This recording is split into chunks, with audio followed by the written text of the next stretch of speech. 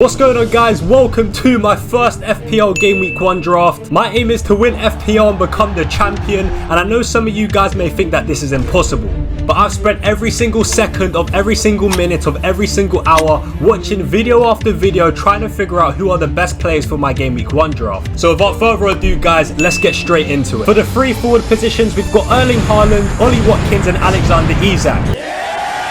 This is probably the best front three you can get in the game right now. He's cooking. I really do think Ollie Watkins is essential to start the season with. He had a really good year last year, scoring a total of 19 goals and getting 18 assists. Ollie Watkins last season performed to a really high standard, and I really do like the fixtures that Aston Villa have to start the season as well. Ollie Watkins also scored the highest amount of FPL points for a forward last season, getting a total of 228 points. Nice. So I really do think Ollie Watkins is a player you should be starting the season with. For me, Alexander Isak is also a player that you should really be starting the season with. Last season, he managed to score a total of 21 goals and got 4 assists in about 30 games, which is absolutely incredible. If Alexander Isak can stay injury-free and consistently start games ahead of Wilson, I think he's a must-have. I mean, the fixtures to start the season are absolutely incredible. He plays Southampton in Game Week 1, which I'm not going to lie, guys, I might be captaining him in Game Week 1. Because I think that fixture is absolutely incredible, and last year we really saw how good Isak was in those home fixtures. Assuming that Isak is going to be ahead of Callum Wilson this year, you would also assume that he will be on penalties,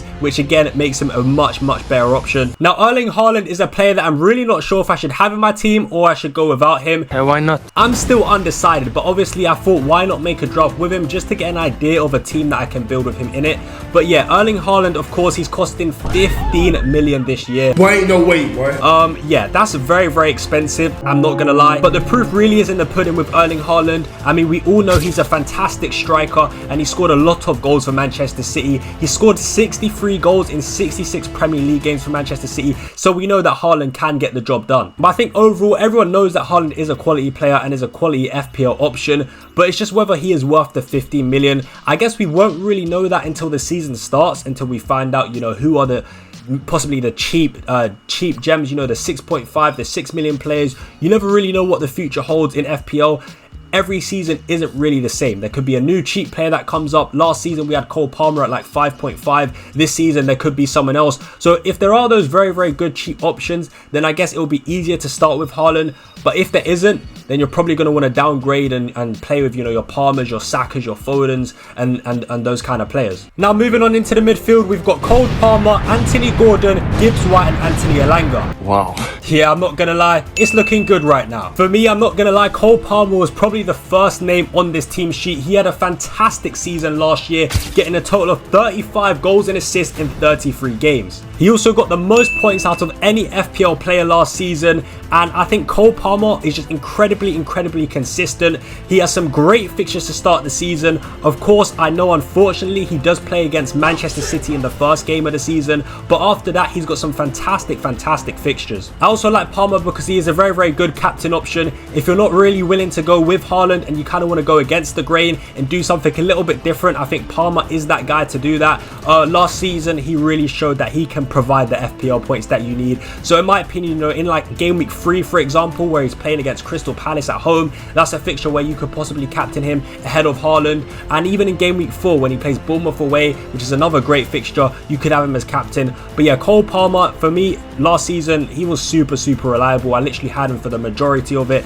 But yeah, man, I really think everyone should be picking Haaland Palmer. Like I said when talking about Isak, I really do like the fixtures that Newcastle have to start the season, which is why I've gone for the Newcastle double up with Gordon and Isak. I think both of them can bring a lot of FPL points to start the season. I've also gone for Morgan Gibbs White and Anthony Elanga because I do like their fixtures to start the season, and I also think there'll be good differentials. Morgan Gibbs White does take penalties and all set pieces for Forest, and I think Elanga will be a class differential to start the season. Now, some of you may think that Elanga probably isn't the best player to start with, but I really do want to attack the fixtures that Nottingham Forest do have to start the season. Like I said, they got Bournemouth in Game Week 1, Southampton away in Game Week 2, and then Wolves at home in Game Week 3. Even in Game Week 4 and 5, they got Brighton and Fulham, so their first 6 games is very good. Obviously, they do have Liverpool away at Anfield in Game Week 4, but overall, to group their first 6 games, I'd probably put it in there as probably one of the most favourable fixtures that you can start the season with, alright? I think Nottingham Forest has some really good fixtures,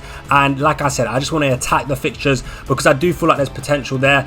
I feel like most people probably won't go with someone like Haaland, so he probably will end up being a differential, which is always nice to have in your team, you know, a low-owned player that can possibly rack up some FPL points. And I'd say the Haaland pick is more of a short-term thing than a long-term thing, but like I said, man, I'm just really trying to attack those fixtures with the Nottingham Forest double up. So yeah, Morgan Gibbs-White, Anthony Haaland, both good players in my opinion. With Morgan Gibbs-White, I did want to mention that yes, I know Christopher Nkunku is the same price as Morgan Gibbs-White, and some of you will probably go for him instead, but because I've got Palmer in this team, I don't really want to go for Nkunku and Palmer against Manchester City. I would prefer to have Morgan Gibbs-White against Bournemouth at home. But after about 1 or 2 game weeks, you can definitely make that switch from Gibbs-White to Nkunku, especially if he starts the season well and, you know, he bags a goal or bags an assist in the first 2 games. But yeah, I would definitely say keep an eye out for that. That switch from Morgan Gibbs-White to Nkunku is definitely an option that you can consider. Now, some people may say pick Son, pick Odegaard, pick De Bruyne, but nah, mate. I don't want that. We don't need that. Now, moving on into the defense, we've got Konate, Gabriel, and Dan Burn. Decent! I really do like the Gabriel pick because, as we all know, last season Arsenal was so good defensively. They also got the most clean sheets in the Premier League and had the best defensive statistics in the Premier League last season. Gabriel is unfortunately coming in quite expensive this year at 6 million, but I still think he'll be worth it.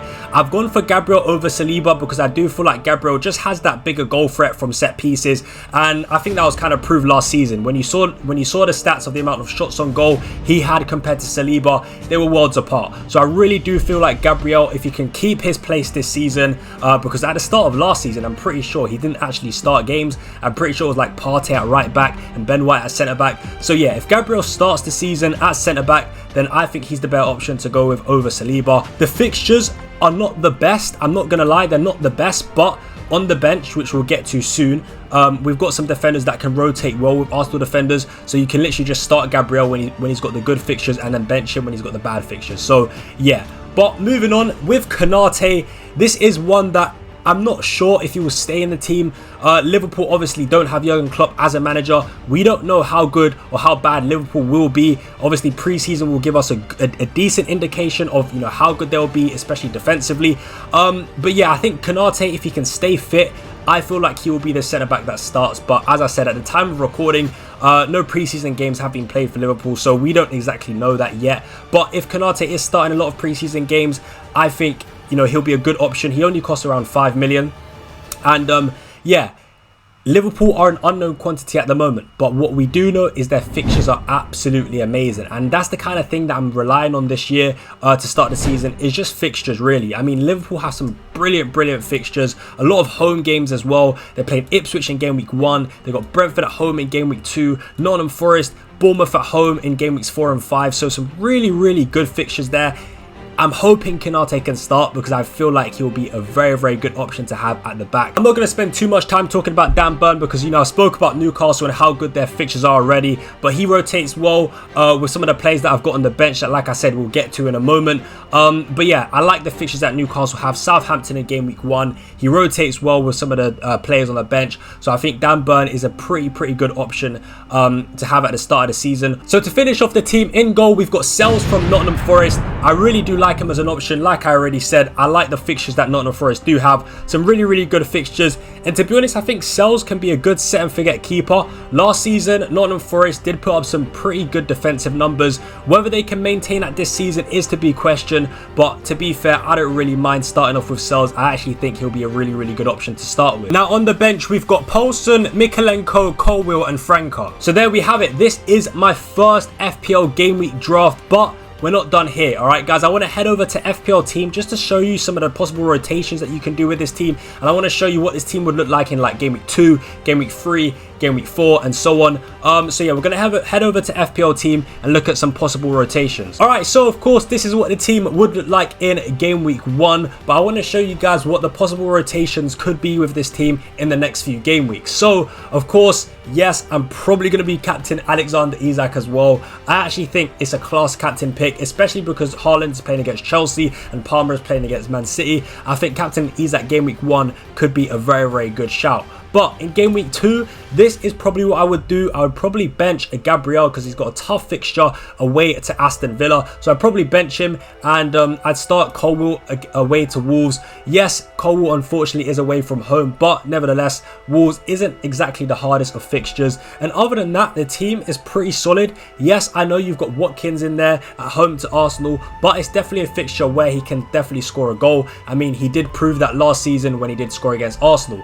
But yeah, I think the whole team is looking good at the moment. Of course, in game week 2, you would definitely captain the big man, the main man, Erling Haaland at home to Ipswich. But yeah, game week 2, again, looking pretty good, pretty comfortable. I do like the core of the team because it allows you to save up some transfers. And if you guys don't know, this year you can actually save up to 5 free transfers. But in game week 3, as you can see, Konate and Dan Burn both have tricky fixtures. So again, you'd want to rotate them out. You'd sub off Konate and start Gabriel, who has a fixture at home to Brighton, and then you'd also start Mikalenko, who has a fixture at home to Bournemouth. And then as you can see there, once again, the team is looking pretty good, and you're in a situation where you don't really need to make a transfer unless an injury occurs. So game week 4 is the game week where things get a little bit tricky, but don't worry, you've saved up a few free transfers by this point, and you'll be able to wiggle yourself out of your situation. First thing I would do is probably transfer out Gibbs White at this point, because I think Nkunku has some brilliant fixtures. Yeah, Chelsea do have good fixtures to start the season, and of course Gibbs White has that tricky fixture against Liverpool. Nkunku has some really good fixtures in game week 4, 5, 6 and 7, so that's probably one move that I would make. I'd also sub in Konate for Gabriel, who once again has a tricky fixture, and then I'd probably take out Dan Burn purely because from game week 4 onwards, he's got a lot of away games. He's got away to Wolves, away to Fulham, then at home to City, away to Everton.